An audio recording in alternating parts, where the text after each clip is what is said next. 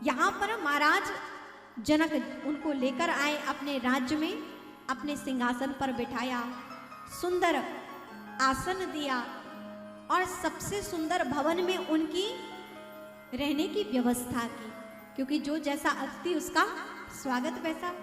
जनकपुर का सबसे सुंदर भवन, उस भवन में गुरुदेव को निवास स्थान दिया। हे गुरुदेव, आप यहाँ विराजमान होइए। खूब भोजन प्रसाद की व्यवस्था भी करवाई गई। इतने में भगवान राम और लक्ष्मण जी आ गए।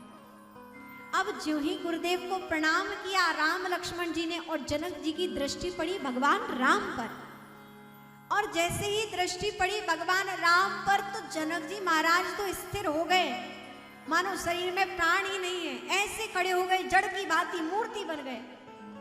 और उन्हें विदेहराज क्यों कहा जाता है? क्योंकि जिन्हें देह से परे ज्ञान हो गया हो, जो दैहिक बातों पर ध्यान नहीं रखते हैं, जो देह से परे ज्ञान को मानते हैं, जो निराकार स्वरूप को मानते हैं, आज भगवान राम के जब दर्शन हुए तो विदेहराज भी देहराज बन गए।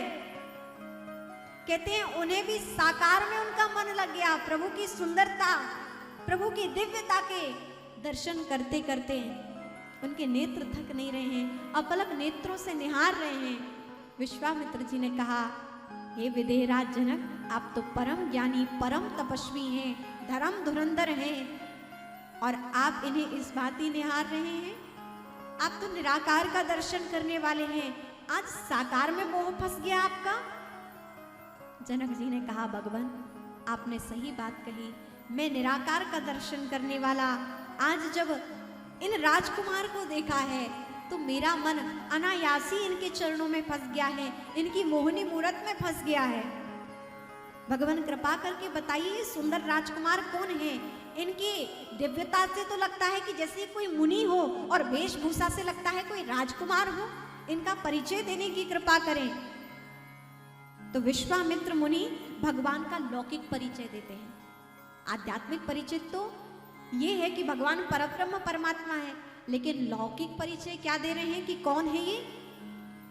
रघुकाल मुनि दशरथ के जाए,